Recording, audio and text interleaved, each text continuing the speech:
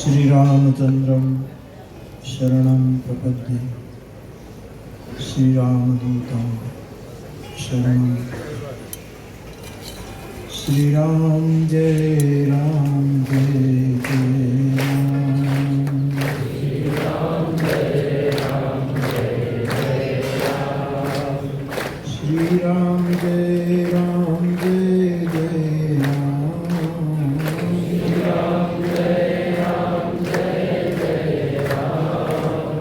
श्रीराम जय राम जय जय राम।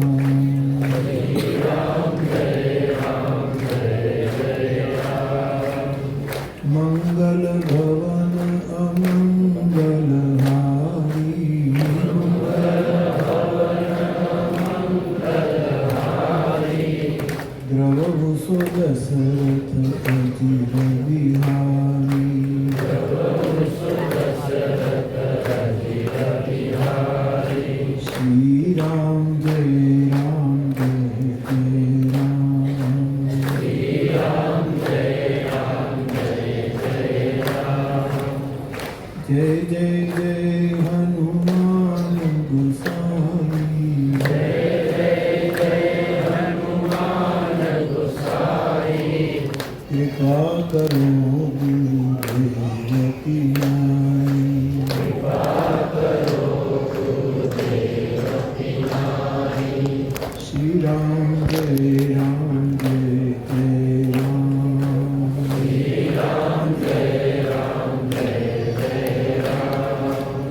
श्री राम जय राम जय जय राम। श्री राम जय राम जय जय राम। श्री राम जय राम जय जय राम। श्री राम जय राम जय जय राम। बोलिए हनुमान जी महाराज की जय। સૌપ્રથમ જેમના સ્મરણમાં એટલે કે પૂજ્ય નરહરી બાપુ, પૂજ્ય છગન બાપુ, પૂજ્ય ધીરુ બાપુ, પૂજ્ય તુલસી બાપુ, આ ચારેય ના સ્મરણમાં એ ચારેયના પરિવારજનોએ આ ભંડારાનું આયોજન કર્યું. કોઈ કારણસર આપણા સાધુમાં તો જ્યારે અનુકૂળ થાય ત્યારે આપણે ભંડારો કરતા હોઈએ, અને સમાધિ જવાની તીર્થ ભોજન કરીને કરતા હોઈએ, અને ક્યારેક અનુકૂળ થાય તો મંડપ કરતા હોઈએ. પરંતુ કોઈ કારણવશ આ ભંડારાઓ બાકી હતા. હમણાં અમારે ધીરુ બાપુ ગયા પછી આ ચારેય પરિવારોએ વિચાર કર્યો કે બધાનો સાથે ભંડારો થાય, એટલે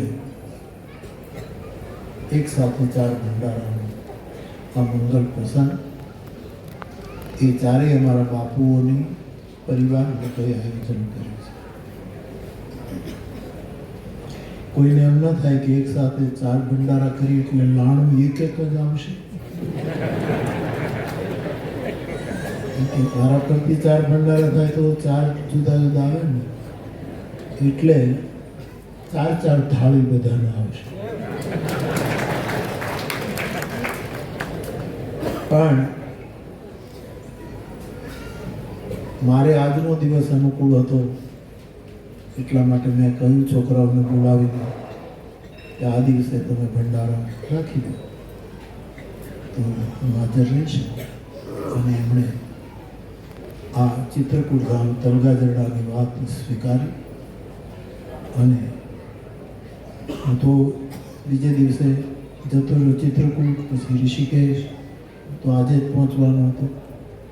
છોકરાઓએ આ વાત સ્વીકારી અને આજે આ નિમિત્તે આપણે અહીંયા સાથે છીએ. આપણા હકીકત મંડપના પૂજ્ય મહંત શ્રી યુવાન મહંત વાવડી મહંતના પૂજ્ય બાપુ હમણાં જ વાવડી મહંત પણ આપણે ત્યાંથી વિદાય થઈ ગયા. પ્રભુદાસ બાપુ ખંભાળિયાથી પધારેલા પૂજ્ય મહંત બાપુ, જ્યાં 19 તારીખે ત્યાં પણ મંદિરનું ભૂમિપૂજન છે અને ભંડારા છે, જેમાં મને પણ લાભ મળશે કે દર્શનનો. કાતરોડી બાપુ પણ જતા રહે અને એમના ગાદીપતિ શું નામ મોટું મહંત બાપુ પધાર્યા છે. હિંમત બાપુ પાલિતાણાથી આવ્યા છે. ઘનશ્યામ બાપુ અને બહુ ખાજા મોંઘા જ રહે છે, પણ પહોંચે છે સાધુ અને પ્રસન્નતા વ્યક્ત કરે. આપ પધારે, બાપુ પધારે. અને અમારો ફાટલ પયાલાનો બાપુ ભક્તિરામ બાપુ એ પણ વધારે સૌએ પોતાની પ્રસન્નતા વ્યક્ત કરી આપણને આશીર્વાદ આપ્યા. અને આવું કાર્ય હોય ત્યારે અમારો અનુપ બાપુ હરિયાણી ગમે ત્યાંથી આવી અને પ્રસંગને બહુ વિનય સાથે સાચવી લે છે. અખિગઢ મંડળના કોટવાળ શ્રી આપને પણ સ્મરું. આ ચારેય પરિવારની બેન દીકરીઓ, સગા સંબંધી જે હોય આવ્યા હોય, નરણી બાપુ, છગન બાપુ, ધીરુ બાપુ અને તુલસી બાપુ, એ બધાને પણ આવકારું છું. અને આપણો આખો સાધુ સમાજ મંચસ્થ સૌ પૂજ્ય ચરણોને પ્રણામ. આપ સૌને મારા પ્રણામ. જય સિયારામ. નરહરી બાપુ અને હું બહુ સાથે રહ્યા. મારાથી મોટા પણ અમે સાથે બહુ રહ્યા.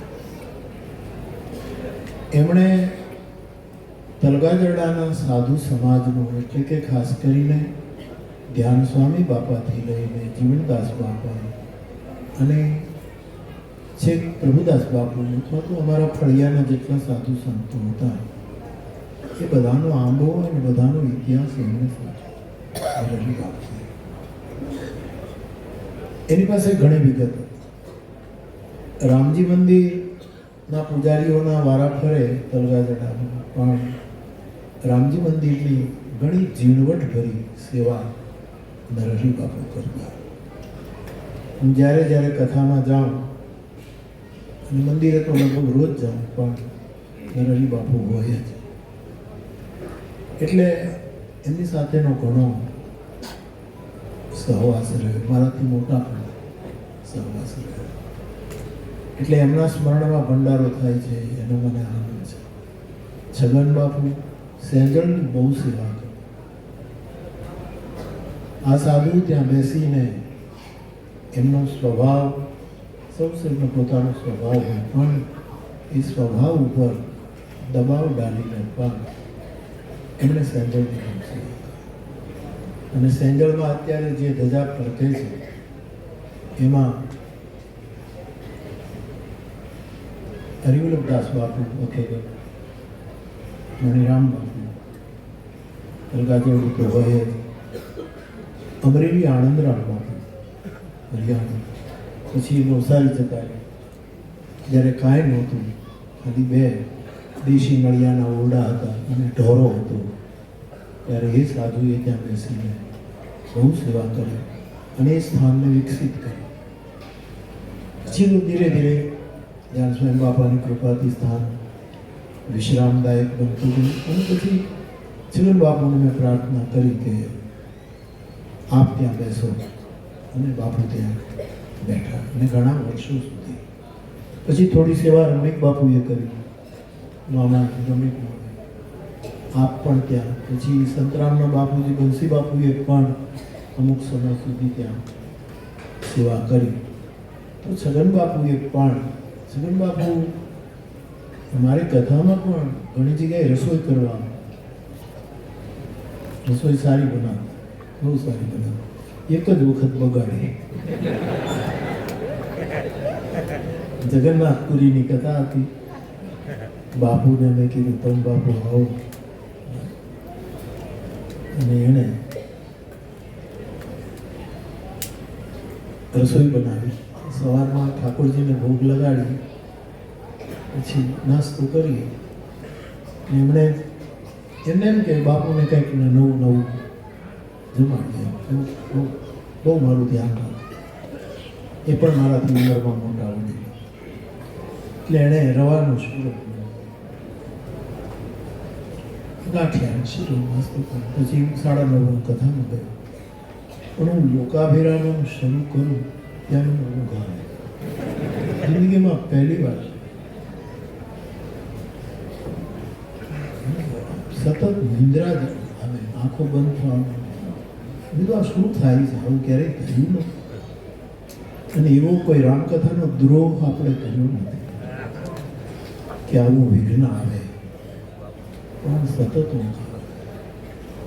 કલાક, 1.5 કલાક, માંડ 2 કલાક કરતા. મેં કીધું આમ કેમ થયું? સિલન બાપુ કે કેમ બાપુ વહેલી કરતા પૂરી કરી? તો ઊંઘ આવે તો બાપુ મને માફ કરજો. એમ ખાવાનો શીરો ડગલું ભૂલાઈ ગયું સાહેબ. રવાને બદલે ખસખસ તો ઊંઘ આપે. હવે આખો ખસખસનો શીરો હું આખું બાઉલ ભરીને ખાઈ ગયો. અને મને એટલી બધી ઊંઘ આવે. અને બાપુ એટલા બધા પછી મનમાં મને દુઃખી થયા કરી બાપુ. એ બાપુની બહુ સેવા. અને જગન બાપુ તો આમ રમતા એવી રીતે રામાયણ ઉપર બહુ. બાપુ અયોધ્યાના એક સાધુ આવેલા અને એમના આશ્રમમાં એને અખંડ રામાયણનો પાઠ કરવો હતો. મેં છગન બાપુને કહ્યું કે તમે અયોધ્યામાં બેસો. અને બાપુ ગયા અને ત્યાં 5-6 મહિના સુધી રામાયણનો પાઠ કર્યો છગન બાપુ. પછી મને કે બાપુ આટો મારો આવ્યો. મને કે બાપુ હવે નહીં જાઉં કેમ કે બાવો છે ને હરખું જમાડતો નથી. એ બાજુના સાધુ હોય ને એ તપસ્વી હોય એટલે એ ખાઈને જ આપણને ખાવા દઈ દે એવા એ વેરાગી હોય છે. તો મેં કીધું બાપુ નહીં. અમારા ગામમાં સુંદરકાંડનો પાઠ શરૂ કરાયો.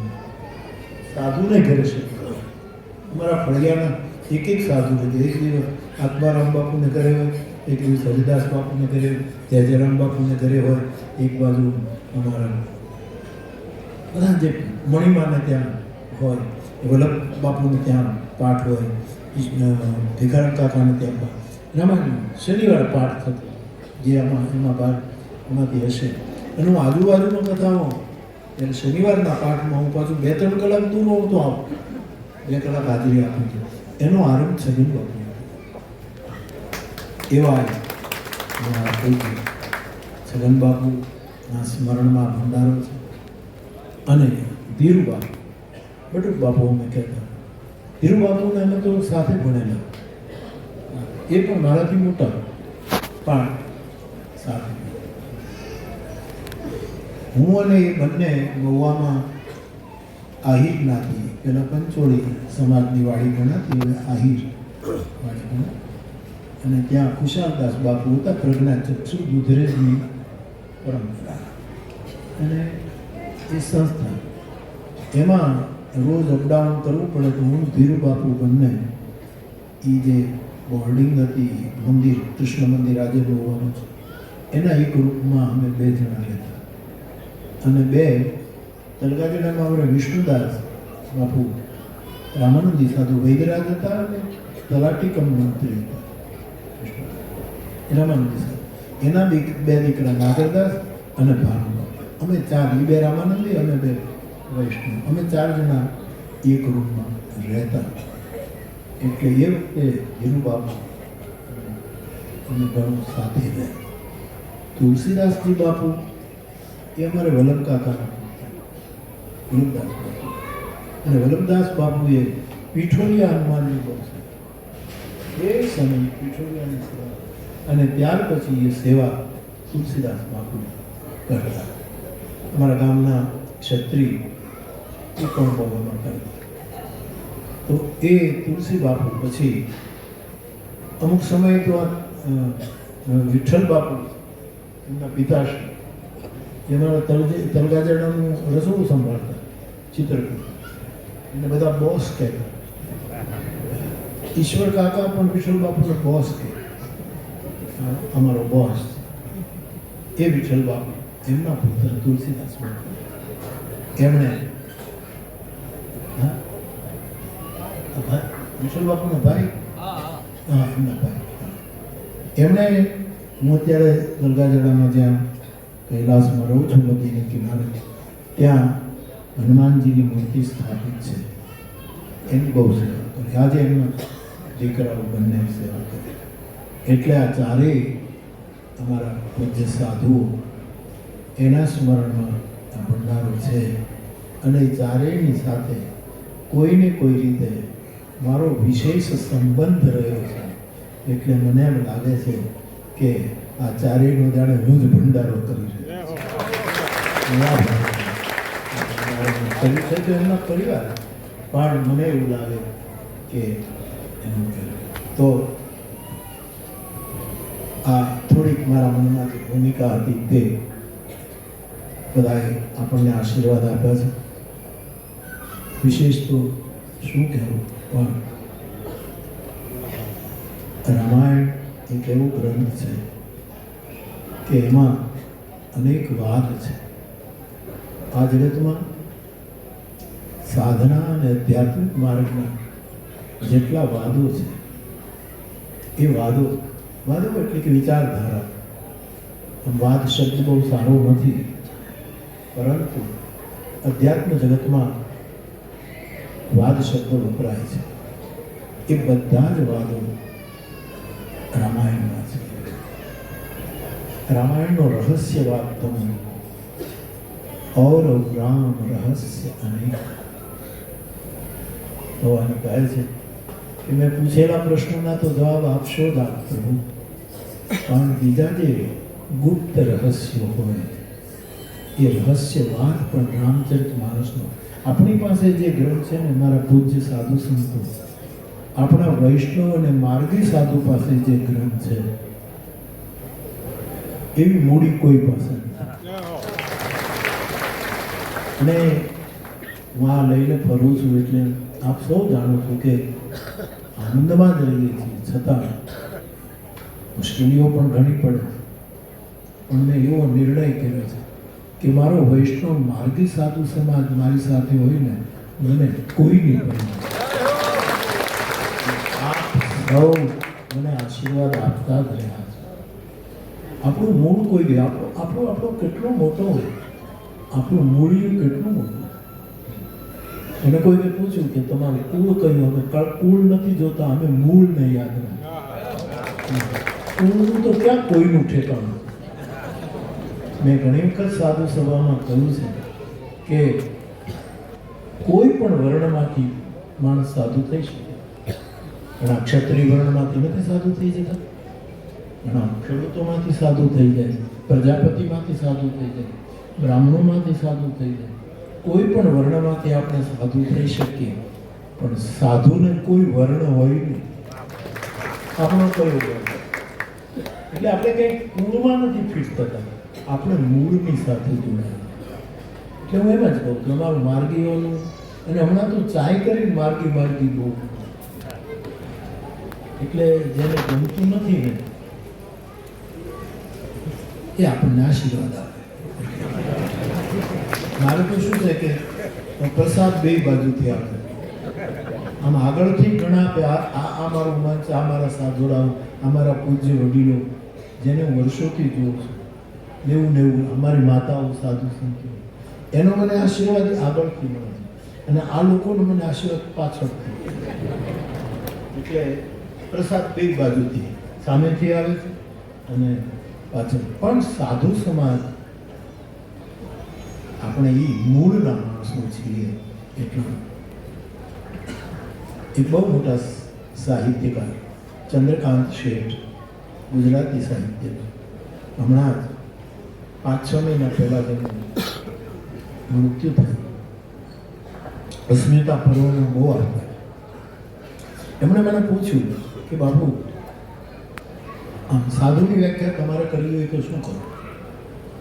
એ કહ્યું અમે શું કરીએ, અમારા રામચરિત માનસમાં સાધુની વ્યાખ્યા કેટલી અદભુત એ અમારા માટે પર્યાપ્ત છે. પણ એમ નહીં કે સાવ શોર્ટમાં સૂત્રાત્મક રીતે સાધુની વ્યાખ્યા કરવી હોય તો શું કરો? મેં એટલું જ કહ્યું કે જેની પાસે મુનિનું મૌન હોય અને ઋષિની વાણી હોય એનું નામ સાધુ. પછી એ સાધુને કોઈ વર્ણ નથી, કોઈ કુલ નથી. આપણું મૂળ છે સાધુતા. એટલે આપણું માર્ગી પણ સાચવી રાખવું. કોઈ આપણું માર્ગી કહે ટીકાની રીતે કહે છે તો માર્ગી બાવા છે. હું સામેથી બોલું ના હું માર્ગી બાવા છું. માર્ગીનો અર્થ થાય છે જે ખરેખર માર્ગે છે, કુમાર્ગી નથી, વામ માર્ગી નથી, એ માર્ગી છે. એટલે એનું આપણને બહુ ગૌરવ રહેવું જોઈએ. તો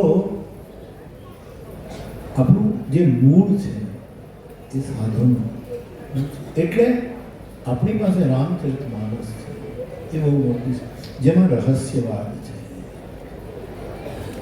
આખા જગતના રહસ્યોને જે રીતે ગોસ્વામીજી ઉઘાડા કરે અને ગુરુની કૃપાથી જ્યારે આપણે જોતા હોઈએ, બહુ મોટું રહસ્ય. તુલસીદાસજીના 12 ગ્રંથો છે એ આ રહસ્યોને સમજવા માટે આપણને બહુ જ ઉપયોગ. તુલસીનો પણ ઈશારો છે. તુલસી જુદી બોલીમાં બોલે છે, એની રીતે એની પ્રસ્તુતિ છે, પણ એનો જે સાર છે તે આ છે કે એક તત્વજ્ઞાનનો વાદ રામાયણમાં છે. કેટલું બધું તત્વજ્ઞાન છે રામાયણમાં. એ પણ એક વાત અધ્યાત્મવાદ રામાયણમાં ચાલે છે. પણ કોઈએ તુલસીદાસજીને પૂછ્યું કે તત્વવાદ અને રહસ્યવાદમાં ફર્ક શું? મને બહુ સરસ જવાબ કે અધ્યાત્મવાદ આકાશમાં વીજળી થાય ને એને જુએ, અને રહસ્યવાદ છે ને વીજળી ન જુએ, આખું આકાશ ન જુએ. તત્વજ્ઞાનીઓ, બુદ્ધિમાનો, જે મોટા મોટા પ્રવચનકારો, પંડિતો, વિદ્વાનો, બધાને પ્રણામ, પણ એ ખાલી વીજળીને જુએ છે. અને સાધુનું રહસ્ય આખા આકાશને આવી તો કેટલી વીજળીઓ આકાશમાં આવી જતી, પણ આપણે મૂળ પકડીએ છીએ અને થંભવી નાભ ઠેરાયેલો આપણા પ્રાચીન ગ્રંથોમાં. તો જગતના જેટલા એ અત્યારે એવો વિષય નથી મારે લેવો કે કેટલા વાદો છે, પણ આપણું રામચરિત માનસ એ બહુ જ રહસ્યોથી પરિપૂર્ણ. એટલા માટે ગુરુમુખી હોવું બહુ જરૂરી છે. મેં તો આ બાપુની હાજરીમાં પણ ઘણી વખત કહ્યું કે હું નાનો હતો ત્યારે કાંતરોડી જતો મારા અંબા ફેંકું મારા સગા કહ્યું, અને ત્યાં કેરી પાકે એટલે એમને બોલાવ, કરશનદાસ બાપુ, તેજરામ બાપુ. અને એક વસ્તુ તો મને બહુ આનંદપૂર્વક કે સાધુના જેવી મહેમાન ગતિ ક્યાંય નથી. કેટલા અઠવાડિયું 10 દિવસ સાધુના ખાટલાઓ અને બધા બેઠા છે. બાજુ કરશનદાસ બાપુ બેઠા હોય, જયરામ બાપુ બેઠા હોય, જમનાદાસ બાપુ બેઠા હોય, અમરદાસ બાપુ. પણ જવાનું છે ખલતા લે ત્યાં તો બેનો દીકરી જો ફળ હતા બાપુ આદમી વળી બીજે ખલતા જ હોય, ખીલી ઉપર ખલતા ટાંગ્યા હોય, એમાં રામાયણ હોય, ગોપીચંદન હોય, સવારમાં નાહી ધોઈ સાધુડાઓ, બપોરે રોટલા, એકાદ કલાક સુવે, સત્સંગ કરે. એ વખતે જ્યારે હું કાંતરોડી જતો ત્યારે આ બધા પૂજનીઓની પાસે બેસવાનું મને લાભ. તેજરામ બાપુ કેટલા રામાયણના રહસ્યો, કરશનદાસ બાપુ તો તડફડ કરનારા, પણ રામાયણ એટલે કે રામચરિત માનસ આવા સાધુના મુખે એ એક બહુ મોટી ઉપલબ્ધિ છે. તો હું તો હંમેશા જ્યારે સાધુ સભામાં બોલું ત્યાં તલગાજડામાંથી જ અમે નામ સ્મરણ કર્યું કે સાધુ ભેગા થાય એ ધર્મસભા નથી, સાધુ સભા છે. આ ધર્મસભા છે, સાધુની સભા કઈ ધર્મસભા થોડી હોય, પણ છતાંય સાધુ સભા છે. સાધુ સમાજ પ્રયાણ, સાધુ સભા બળ આદર પાસુ. તુલસીદાસ. સાધુ સભામાં કોને આદર મળે? જેના આવા આવા લક્ષણો. એટલે આપણા સાધુ બેઠા હોય ત્યારે મને એ ધર્મસભા કરતા સાધુ સભા કહેવાની ઈચ્છા. અને સાધુ સભાના 5 લક્ષણ છે. એ સાધુ સભા કોને કહેવાય? કે જ્યાં ભજન થતું. મેં તો બાપુ આપે જોયું એ પણ છતાં ઉંમરમાં તમારાથી મોટો છું એટલે મેં વધારે જોયું છે. આ બધા જ સાધુઓને મેં જોયા, કાંકરોડી કે ગમે ત્યાં અમારે તરળ વૈદ્યમાં, એ બધા પોતાની માળા લઈને એકલા ખાટલે બેઠા બેઠા જે રામ કર્યું, જેને કોઈ વસ્તુ અડતી એ સમાધિઓ ને ધૂપ એના પ્રમાણો આપે છે. આવા સાધુઓ આપણે એટલે ભજન હોય એ ભંડારાના આ 5 પ્રકાર છે. એક તો ભજન. આ ભંડારો થશે, સાંજે બધા પ્રસાદ લીધા પછી ભજન તો થશે, સંતવાણી. એટલે સાધુ સભાનું એક લક્ષણ છે કે ત્યાં ભજન. અને બીજું લક્ષણ છે ત્યાં ભોજન. હમણાં મને કોઈ એમ કહ્યું કે એક મહાપુરુષ જે બહુ ચમત્કાર કરે, પ્રચાર કરે, લોકો બહુ મોટી સંખ્યામાં જાય, તો લોકોને કંઈક લાગતું હશે તો જ જતા હશે. એટલે મને કહેતા હતા કે બાપુ આટલી મોટી સંખ્યામાં લોકો જાય, સારું કહેવાય. મેં ખાલી એટલું પૂછ્યું કે ત્યાં ભોજન હોય છે? એ તો હવે ઢેબરા પોતાના બાંધીને. સાધુ સભા નહીં હોય, ધર્મ સભા જરૂર છે, પણ જ્યાં સાધુ સભા ત્યાં તો ભોજન. અને એમાં પંક્તિ ભેદનું. વ્યવસ્થાના નામે આપણે પંક્તિ પાડીએ જુદી કે મહંતો બેઠે, વરિષ્ઠો, વડીલો, વૃદ્ધો બેસે, એ વ્યવસ્થા. પણ જ્યાં પંક્તિ ભેદ, પૌરાણિક અથવા તો વૈદિક યજ્ઞ જ્યારે બ્રાહ્મણો કરાવે ત્યારે એમાં એક સ્નાન કરવાનું હોય છે યજ્ઞમાં બેસવા માટે. અને એમાં પાપ મુક્તિના જેટલા લક્ષણો કર્મકાંડમાં બતાવ્યા છે, એમાં એક લક્ષણ એવું છે કે આ યજ્ઞ કરવા માટે હું બેસું છું, મેં ક્યારેય જીવનમાં પંક્તિ ભેદ કર્યો હોય અને એનું મને પાતક લાગ્યું હોય તો એમાંથી મુક્ત થયું. આપણે જે પંક્તિ ભેદ, ભોજન બધાને એક સાથે પીરસાય. આ બીજો ભ છે. ત્રીજો ભ છે આપણે ત્યાં એકબીજાનો ભાવ બહુ છે, પરસ્પર. હું તો આ જુવાન પેઢીઓને, આ છોકરાઓને, આ અમારો સગન બાપુનો મોટો દીકરો છે રમેશ, એને હું ઘણી વખત જોઉં. હું રામવાડીમાંથી નીકળું વિશ્વનાથના દર્શન કરીને, તો એ છોકરો એકલો સગન બાપુની સમાધિ પાસે બેઠો, એ પણ સુંદરકાંડનો પાઠ કરતો બાપુની સમાધિ પાસે. આ ભાવ એ બહુ મોટી વસ્તુ છે. હું સામાન્ય રીતે બધાને કહ્યા કરું કે આપણા વડીલો હોય, વૃદ્ધો, માતા પિતા હોય ત્યારે સેવા કરી લેવી, ન હોય ત્યારે સ્મરણ કરી લેવું. એની સમાધિ પાસે બેસવાનું. એ મને છોકરો કરે છે, મને બહુ ગમે. તો એક ભાવ પ્રગટ. ઘણા પૂછે છે કે હવે ધૂપ થાય, તો ધૂપ ના થાય તો કાંઈ નહીં, અમારો ભાવ તો પ્રગટ થાય. ધૂપ પ્રગટ થાય કે મેં એમને બહુ ચિંતા નથી. અને થાય તો તારા નાક એવા નથી તને એની વાસ. પહેલા તારું નાક સંભાળ, તારા નાકને ટેવ પાડ કે સાધુની વાસ કેવી, સમાધિઓની ગંધ. તો એક લક્ષણ પણ આપણે ત્યાં સાધુ સભા તો ભોજન હોય, ભજન હોય, ભાવ હોય, અને એક બહુ જ મોટું ભંડારાનું ચોથું સૂત્ર છે ભાગ્ય હોય. પાયો સાધુ ભાગ્ય વગર પ્રાપ્ત નથી. બળે ભાગ પાઈ સતસંગ. અને તુલસી ત્યાં સુધી લખે પછી કોઈ સાધન કરવાનું નથી, ખાલી તમે સાધુનો સંગ કરો. બળે ભાગ પાઈ સત્સંગા વિનહી પ્રયાસ હોઈ ભવ ભરણ.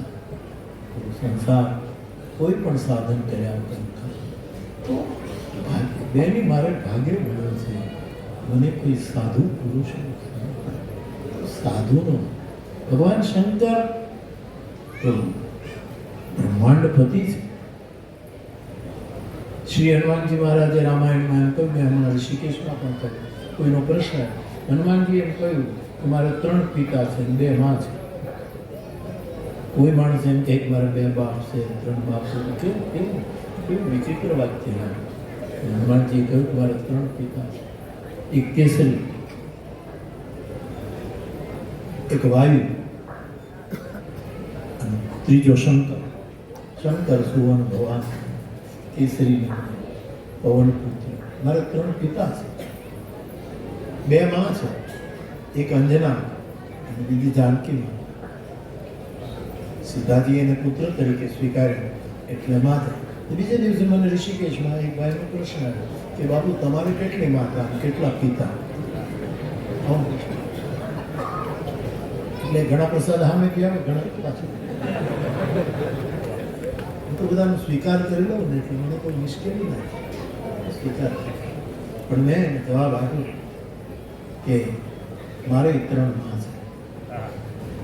એક તો જે ગંગાને કિનારે હું અત્યારે કથા કરી રહ્યો છું, એ ગંગા માં. એક મારું રામચરિતમાનસ સકલ લોક જગત આવની ગાથા, એ મારી બીજી માં. અને ત્રીજી સાવિત્રી માં અને અમૃતમાં, એ મારી ત્રીજી માં છે. પછી મેં 2 ધડક 170 દેશે સાંભળ્યું. મારા 3 બાપ છે.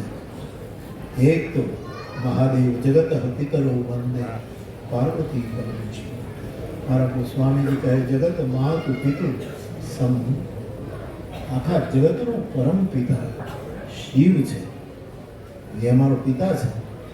બીજા જેમની કાલે પુણ્ય સમાધિનો દિવસ છે એ ઉદાસ બાપુ. એ પછી બધાને મેં કીધું, હું તમને સવારમાં રોજ બાપ કહું છું, તમે મારા બાપ જ છો. કારણ કે વાત્સલ્ય ભાવથી કહું તો તમે મારા બાળકો છો, અને આદર ભાવથી કહું તો તમે મારા બાપ છો. એટલે શિવ બધાનો બાપ છે. એટલે હું બધાને કહું કે આપણા સાધુએ તુલસીની માળા રાખવાની. અને હું કોઈ નવા નિયમો ઘડવા નથી માંગતો, પરંતુ સાધુના ગળામાં તુલસીની માળા અથવા તો રુદ્રાક્ષ. આ તો વિષ્ણુ દાદાના સ્મરણ માટે અમે રુદ્રાક્ષની માળા રાખીએ, પણ એમાં 3 પારા તો તુલસી. એટલે બીજી આમ ઘણા સાધુઓના ગળામાં બધી રંગબેરંગી માળાઓ ત્યારે મને એવું લાગે છે કે આ બંધ કરો. કોઈનું અપમાન નથી કરવું, પણ તમને તુલસી અને રુદ્રાક્ષ નાના પીડે,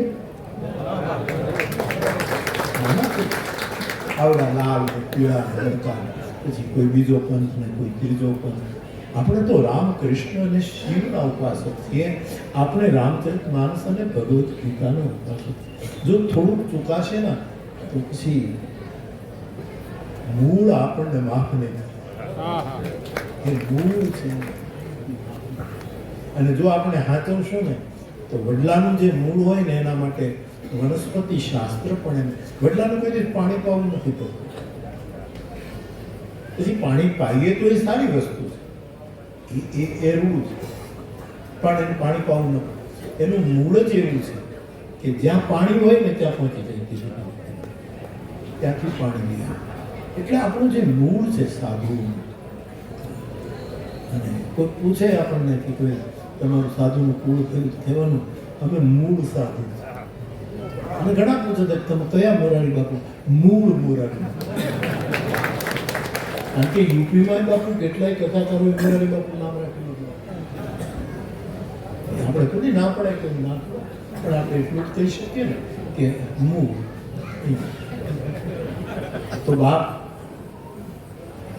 શિવ આપના તો આપણા ગળામાં આ વસ્તુ. બાકી તો જગતને જે કહ્યું, આપણે કંઈ કોઈનું નિંદા નથી કરવી, કોઈનું ઉપયોગ. પણ મારા વૈષ્ણવ સાધુના ગળામાં તો આ જ હોવું જોઈએ. આપણી આરતી તો રામકૃષ્ણજી જ ઉતારવી જોઈએ, શિવની ઉતારવી.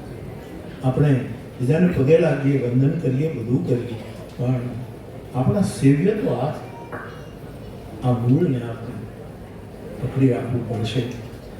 તો ભાગ્ય જોશે. એ ચોથી લક્ષણ છે. ભંડાર ભાગ્ય હોય તો આવા સાધુને સંગ થાય. અને આવું કંઈક જો મારા ને તમારામાં હોય તો પછી પડે નહીં બીજી ભાત, પછી એમાં કોઈ ફાટે પણ ભીટે નહીં. બાપુએ કીધું ને કે ભાઈ એ તો મારા માટે આનંદની વાત છે કે આપ થાપતો હોતે. અને કીધું ને કે ભાઈ તમે મોરારી બાપુ વાળા સાધુ, એટલે મોરારી બાપુ વાળા સાધુ એટલે એમાં મોરારી બાપુ મહત્વનો નથી. તમે વૈષ્ણવ સાધુ છો, અને વૈષ્ણવમાં એ પાછા વૈરાગી સાધુ. મેં વિષ્ણુ દાદાની પીઠને કહ્યું કે આ વિચાર પીઠ છે, મારા ત્રિભુવન દાદાની પીઠને કહ્યું કે અમારી વિશ્વાસ પીઠ, એની વચ્ચે હું બેઠો છું, એ અમારી વૈરાગ પીઠ છે. એનો અર્થ એમ નથી કે બધું બાદ ફેંકીને બહાર નીકળી ગયા છીએ, અમે સંન્યાસ લઈ લીધો નહીં, પણ અમને ખબર છે કે અમે વૈરાગ પીઠ ઉપર બેઠા, અને વૈરાગ ઉપર બેઠા. વિચારની પીઠ હોત તો મને વાંધો ન આવે, એના કઠિનમાં કઠિન વિચારોને હું તોડી નાખું. વિશ્વાસની પીઠનો તો વાંધો આવે જ ને, પણ વૈરાગના પંથને વિઘન આડા આવે. વૈરાગની પીઠને જ વિઘન આવે એટલા માટે પણ એ આપણી પીઠ છે. અને તેથી મને ત્રિભુવન દાદાએ કહ્યું, મેં ઘણી કરતા રામચરિત માનસ આપ બધા આપણે તો ખાસ એના ઉપાસકો છીએ, પણ રામચરિત માનસમાં તો પ્રથમ સોપાન સમાપ્ત, દ્વિતીય સોપાન સમાપ્ત, એમ દાદાની પાસે હું ગરગાજરડાને ખૂણામાં બેસીને આમાં ભણ્યો છું. શરૂઆતમાં તો છગન બાપુ પણ મારી સાથે ભણવા બેસતા, ત્રિકમ બાપુ મારા જગારામ બાપુના દીકરા એ પણ બેસતા. પણ ત્રિકમ બાપુને શિક્ષક થવું હતું, પછી એ ભાવનગર ભણવા ગયા વગેરે વગેરે. છગન બાપુ પણ એ પણ અને પણ થોડો સમય ત્રિભુવન દાદા પાસે આપ પણ બેસતા હતા. તો ત્રિભુવન દાદાએ મને ખાસ કહ્યું કે બેટા, રામચરિત માનસનો કોઈ પણ કાંડ પૂરો થાય ત્યારે આટલું જ બોલો. આપણા સાધુએ તો એનું સમાપન ઇતિ શ્રીમદ રામચરિત માનસે સકલ, એ તો છે સકલ કલિ કલુષ વિધ્વંસને વિમન વૈરાગ્ય. નહીં લંકાકાંડ પૂરો કરો તો ત્યાં બીજું ફળક શ્રુતિ છે, તમારો વિજય થાય, તમારો વિવેક વધે, તમારી વિભૂતિ. એ તો તુલસીદાસજીએ પણ લખ્યું છે. પણ દાદા એમ કહેતા કે વિમલ વૈરાગ્ય સંપાદા, અમને નિર્મળ વૈરાગ્ય પ્રાપ્ત થાય, બીજું કઈ વસ્તુ આપણે માંગીએ. એટલે આપણને વૈરાગી બાબા કહ્યું. ઘણા કેટલી ટીકા કરે છે, આ તો વૈરાગી બાબા, કાંઈ ભણેલા નથી, અમે તો અંગ્રેજીમાં પ્રવચન કરીએ છીએ, અમે તો યુનિવર્સિટીઓમાં મોટિવેશનલ વક્તાઓ થઈ કરીને બહુ કરવામાં કોઈ કંઈ બાકી નથી રાખ્યું, અને છતાં કાંઈ કરી શક્યા નથી. આના સાધુનો આશીર્વાદ, સૌનો આશીર્વાદ. કંઈ બાકી હજી ક્યાં કોઈ બાકી રાખે. પણ આ બળ છે આપણા મૂળ. તેથી આનંદમાં રહેવા છે તો વૈરાગને પકડ્યા. વિચારનો બ્રહ્મ વિચારને કેમ છોડી શકીએ આપણે? વિચારને કેમ છોડી શકીએ? અને વિશ્વાસ તો આપણું મૂળ છે. તો વૈરાગને પકડ્યા એટલે કે વિઘ્નો એમાં વધારે થોડુંક સહન કરવું. એમાં મોટી વાત પણ શું, અને સાહેબ જેની પીઠ મજબૂત હોય એને જ ઘા મારે. એટલે મારું મૂળ કહેવાનું એ છે કે આપણું મૂળ આ છે. તો આ ભંડારાના જે 5 ભ છે એને આપણે પકડી રાખીએ, અને ભગવદ્ ગીતા અને રામચરિતમાનસ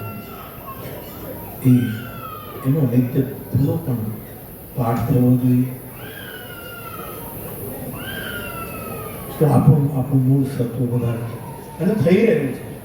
એનો મને પોતાને તમારા બાળક તરીકે, તમારા છોડ તરીકે વિશેષ કેવા આપણામાં અત્યારે હરિવલ્લભદાસ બાપુ રામાયણ લઈ બેસતા હતા. એક તો શરીર, આ તો બધાને બધા દર્શન થઈ ગયા છે. એટલે એક તો શરીર પર એ આપણી વૈષ્ણવ સાધુની પાઘડી, અને ઘણા એ નથી સાહિત્યમાં કેટલા પ્રકારની પાઘડી છે. ઘણા સાહિત્યકારો બોલ્યું એમાં આપણી માર્ગી સાધુની પાઘડીઓ એક વિશેષ વર્ણન છે. એ પાઘડી હરિવર્ત દાતો મણિરામ બાપુ એમની પાસે પછી મણિરામ બાપુ એ રામાયણની દીક્ષા લીધી અને મણિરામ બાપુ સ્વતંત્ર કથા કરતા પણ ક્યારેક એક બે કથા મને કીધું કે દીકરા તું ટેકો આપવા ત્યારે હું ભણતો હતો મને માળવામાં ટેકો આપવા લાગ્યો મણિરામ બાપુ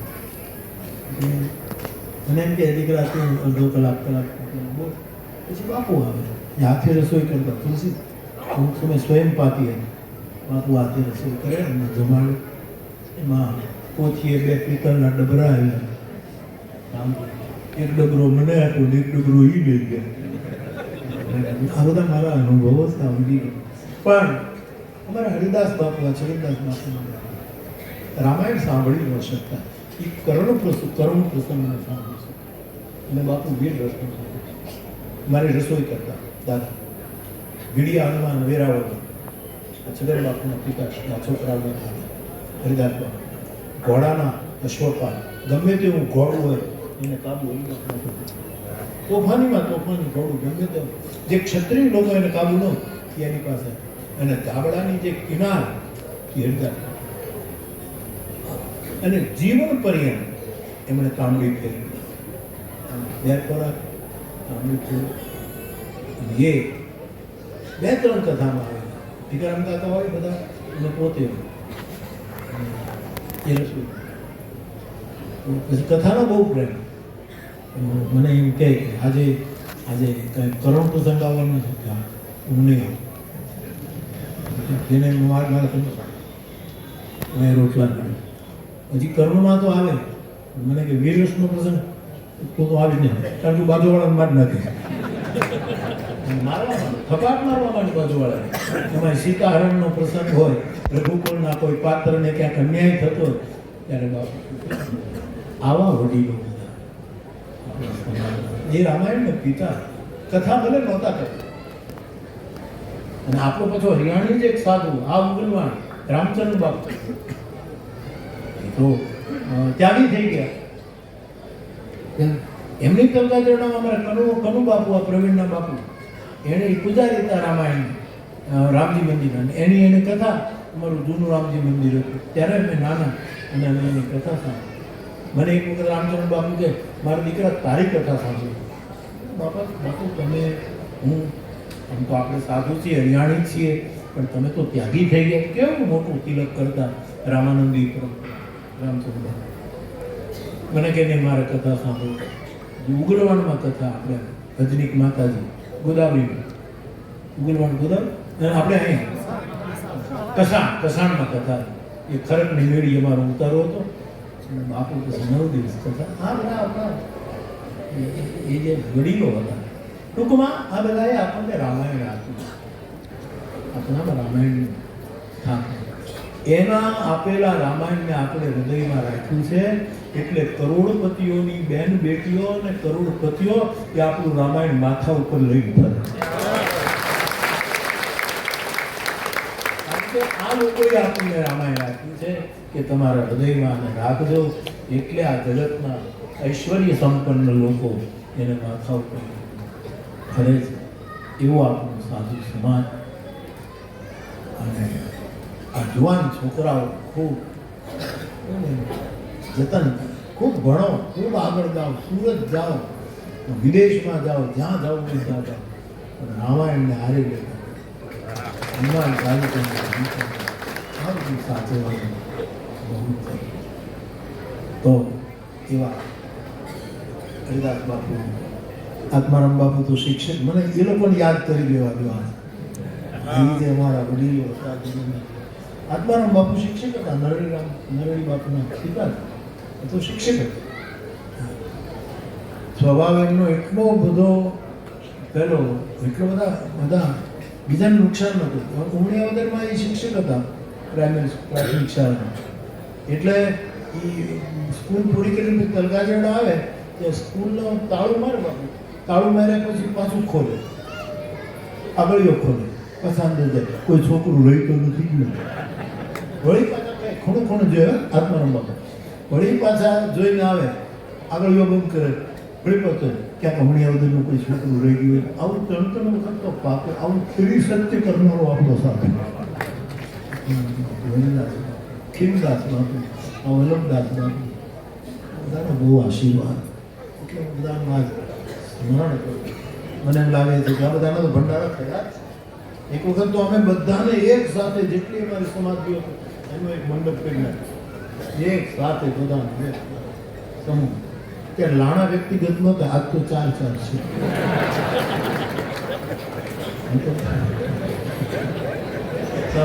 પૂછ્યું ચાર બંધારે લાણા 4 છે, ચિંતા કરી બધું થશે, એકના 4 થશે. તો બાપ દુનિયા ગમે તે કરે પણ આપણું મૂળ સાચું. આપણા ભાલમાં ગોપીચંદન કાં તો ચંદનનું તિલક હોય, બીજા તિલક નું. દાદા ગુરુદાસ બાબુ ત્યાં કેસરની આપણી પાસે ક્યાં સગવડ હતી? ગોપીચંદનનું તિલક અને કાં તો ચંદનનું તિલક. એ આપણા મૂળ અમુક વસ્તુ છે, એને આપણે પકડી રાખવી પડશે. સમાધિસ્થ આપણને આશીર્વાદ આપે કે આ બધું આપણે બાપુ બૌદ્ધ ધર્મના આ ગોરખનાથની પરંપરામાં એક પ્રસંગ છે, એનું નાટક અત્યારે. અને આ જગ્ગી વાસુદેવ સદગુરુ સાઉથના એની કોમેન્ટ્રી આપે. અને અલખ નિરંજન નામનું એક નૃત્ય નાટિકા, એમાં ગોરખ પરંપરાના એક સાધુ એની વાત આખી નૃત્ય નાટિકા, અને એની કોમેન્ટ્રી ઇંગ્લિશમાં જદી બાપુ આવે છે. એમાં એક દૃશ્ય એવું આવે કે નાથ પરંપરાનું, નાથ કેવી મોટી પરંપરા છે, આદેશ આદેશ. યુવાન સાધુ, તેજસ્વી સાધુ, યોગની પ્રક્રિયામાં સફળ થયેલો ગુરુ કૃપાથી સાધુ, એવો તેજસ્વી સાધુ ત્યાં ભિક્ષા માટે નગરમાં નીકળે છે. નૃત્યનું એક દૃશ્ય છે, નાટકનું દૃશ્ય છે, નીકળે છે. અને એમાં એ નગરની એક સુંદર સ્ત્રી એને જોઈને એમ કહે, બનેલી ઘટના છે, એનું નાટ્યમાં રૂપાંતર છે. એને જોઈને એમ કહે છે કે સાધુ, તમારી આંખો બહુ સરસ. આટલું કહીને સ્ત્રી જતી રહે. આપની આંખો બહુ સુંદર છે. પછીનું છેલ્લું દૃશ્ય આવે છે, આ નાટકમાં છે પણ મૂળ સાચી વાત છે. છેલ્લું દ્રશ્ય આવે છે ત્યારે સવારે આ કીધું અને સાંજે પેલો સાધુ એ સ્ત્રીની પાસે જાય સેવા કરે, ત્યારે એના હાથમાં એક તરભાણું હતું, એમાં એમને પોતાની 2 આંખમાં મારી આંખો બહુ સુંદર છે, આ સાધુ છે, આપણી આંખો આપી દે સાહેબ, આપણી દ્રષ્ટિ આપી દે, આપણું આખું વિઝન આપી દે કે અમને જે દેખાયું, અમને જે ભાષ્યું, લો અમે તમને આ બાપુ કે મારું પ્રાગડ વાંચ્યું. જેને જેને પ્રાગડની ખબર પડી ગઈ, એને પ્રભાતનો, એટલે એ મને એટલા માટે ગમે કે કેવો સાધુ છે, અને મારે કયું ભાષ્ય કરવું અને કઈ રીતે. બાપુ બુદ્ધ પરંપરામાં 3 નાગાર્જુન છે. એક તો બુદ્ધના કાળમાં નાગાર્જુન છે, જે નાલંદા વિદ્યાપીઠ સંભાળતા હતા, જેને શૂન્યવાદ જગતને આપ્યું. એક બીજા એ જ પરંપરામાં નાગાર્જુન છે.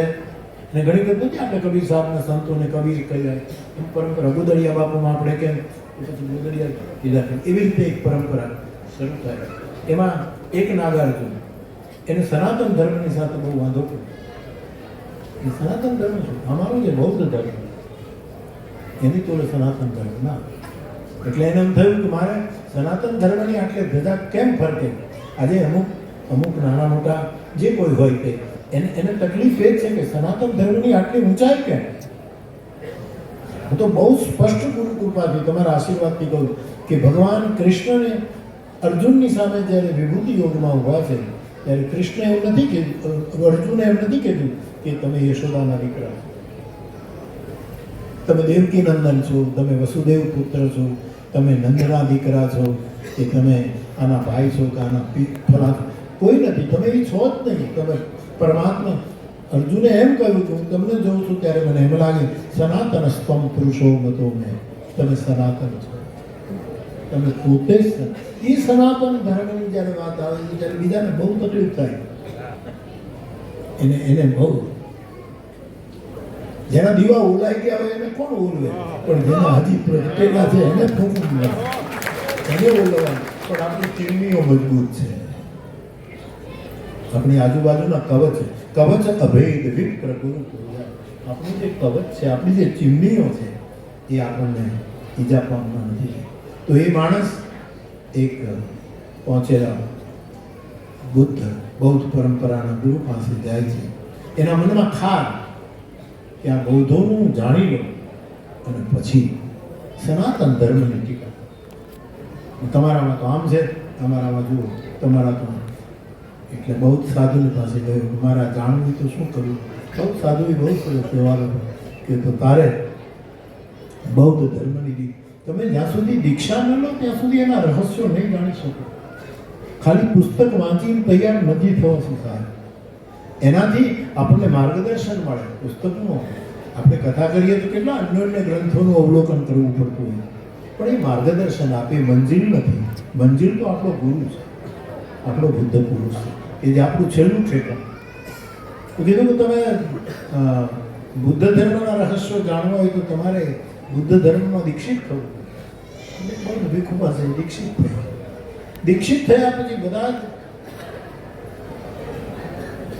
રહસ્યો જાણ્યા અને પછી એ સનાતન ધર્મની ટીકા કરવા નીકળ્યા. હવે ખંડન એ વખતે શાસ્ત્રાર્થ કરવાનો જમાનો અને બધું ખંડન કરવા નીકળ્યા. ત્યારે એના ગુરુએ કીધું કે મેં તને આટલા માટે વિદ્યા ન કરી કે તું સનાતન ધર્મની નિંદા કરે અને નાગાર્જુન કહે છે મારી ભૂલ થઈ ગઈ, આનું પ્રાયશ્ચિત બતાવો. તો પ્રાયશ્ચિત મને પૂછતો એ કરી નાખ્યું, હવે તું જા. નહીં કે મને પ્રાયશ્ચિત બતાવો, તું રહેવા દે પ્રાયશ્ચિત. જે ધર્મમાં રહીને તમે સનાતન ધર્મની નિંદા કરો એનું એક જ પ્રાયશ્ચિત છે, તારે આત્મા તારા શરીરને આગમાં બોલ.